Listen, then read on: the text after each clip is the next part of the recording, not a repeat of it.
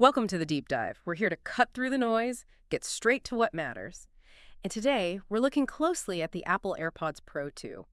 They're talked about as, top-tier audio tech, seamless connection, but do they actually deliver day to day? That's exactly what we're digging into. This is based on a pretty thorough review, looking at weeks of real use. Think noisy commutes on the tube, quiet walks in the park, everything in between. Our mission really is to unpack if these little bugs live up to the hype, focusing on the stuff that genuinely impacts your listening, what they do, and maybe why it matters to you. Okay, let's get into it. Now, usually with a sequel product, you expect some big visual change, but Apple seems to have taken a different path here with the AirPods Pro 2. Familiar, but refined. What were those first impressions? Comfort-wise, you're spot on. Visually, they're almost identical to the first gen. They've still got those little stems, the silicone tips. But the comfort is where you feel the difference, subtly. You get 4 tip sizes now, including a new extra small one. And that actually turned out to be great for wearing them longer and felt really secure too, like when jogging. Oh, and a small thing, but really practical. The stems have this matte finish now. Resists fingerprints way better. They just look cleaner coming out of the case. Okay. Familiar look, better fit. But connecting new tech, that can sometimes be a pain point.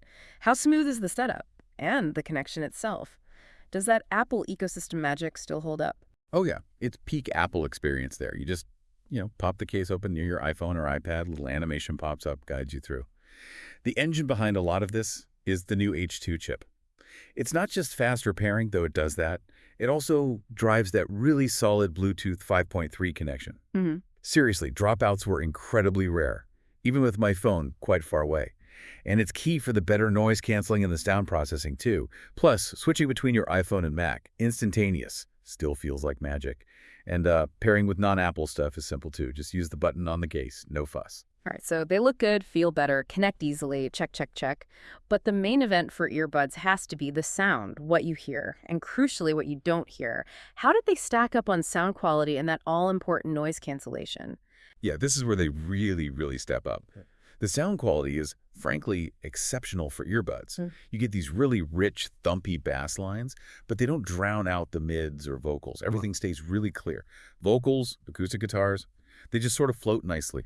Listening to high-res tracks from Apple Music was, genuinely lush and immersive. But even streaming lower-quality stuff, the balance is impressive. No tinny highs, no muddy bass. The review mentioned Pink Floyd's Wish You Were Here, noting the nuance and depth, which, that really says something. Okay, that sounds properly optimized then. Balanced, immersive. But sometimes getting better sound can mean compromises on the noise canceling or the other way around. Any trade-offs there? Or is the silence just as good as the sound? Well, Apple claims they've doubled the noise-canceling power compared to the originals. Yeah. And honestly, it feels like it. It's noticeably stronger. That roar on a busy train, it just fades down to this, quiet background hum. Even silly things, like a kettle boiling nearby, you barely notice it. But the key thing is, it's powerful without feeling weird. You know that sometimes ANC can feel like pressure in your ears? Yeah, the vacuum feeling. Exactly. None of that here. It just feels natural, comfortable, but very effective. Right, better silence. Huge for commuting or just trying to focus. But what about when you do need to hear things? Transparency mode, letting the outside world in. How's that changed? Transparency mode is much improved too. It's not just like turning up the volume on the outside world anymore, that kind of flat, amplified sound. Now it sounds much more real. True to life is a good way to put it. So, hearing station announcements or having a quick chat without taking an earbud out, easy. And the outside sounds don't feel harsh or distorted. It's a really good balance. You stay aware, but can still enjoy your music. Okay, this is sounding like a really solid, well-rounded package for listening. But they've also got some more, let's say, innovative features beyond just sound and silence. I saw something about conversation boost. Ah, yes, conversation boost. That's actually one of the most thoughtful features, I think. It basically acts like a very subtle, discreet hearing aid. You turn it on, and the earbuds use their microphones to focus on the voice of the person you're talking to, gently amplifying it. And at the same time, it dials back the background noise. The review mentioned trying it in a noisy cafe, and it made a genuine difference. You could hear the conversation clearly without having to lean in. It's quite impressive and kind of compassionate, actually. Wow, that is practical, especially, in loud places.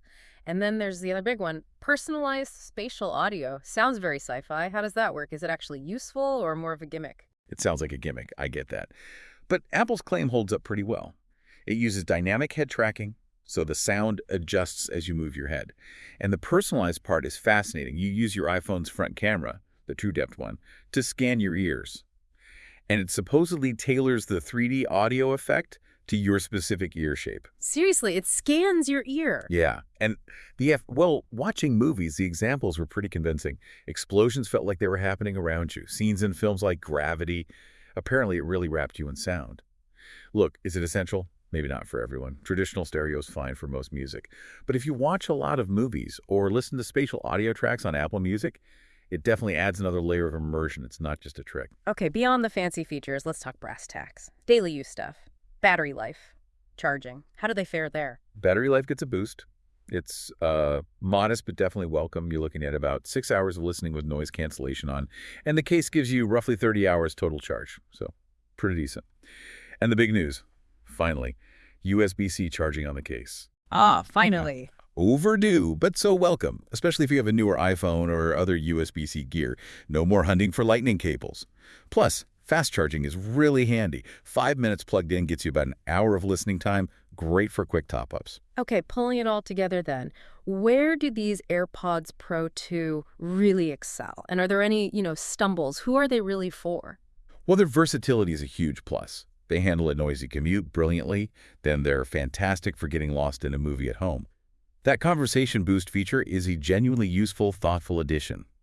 And the spatial audio does add depth if you use compatible content. Where might they stumble? Well, the price is definitely premium. You're paying for the Apple experience. Also, while the bass is good and balanced, if you really love that super heavy club-style bass, you might want just a touch more punch. Maybe. And obviously, if you're primarily an Android user, you'll miss out on the seamless switching, the spatial audio personalization, the conversation boost. The core audio and ANC still work, but you lose the magic. So, the final word. Do they live up to the considerable hype surrounding them? I'd say yes, they absolutely do. They're a really mature, polished update. Apple didn't reinvent the wheel here, but they refined pretty much every single part of their top-end earbuds. If you're invested in the Apple ecosystem and you want best-in-class noise cancellation, great sound, and a whole suite of genuinely smart features, then yeah, these are easily among the very best wireless earbuds you can get today. You just have to be okay with paying that premium price for the privilege. It really sounds like a comprehensive upgrade then, enhancing not just the listening, but comfort, and even adding these surprising practical features. Exactly. And it makes you think, doesn't it? It's kind of incredible that one tiny device you slip in your pocket can now do both things. Offer real practical help like a hearing aid with conversation boost, and deliver this super immersive personalized entertainment with spatial audio. Where does that convergence lead? What does it mean for personal tech going forward? How much further will that line between everyday utility and deep entertainment blur? Something to ponder.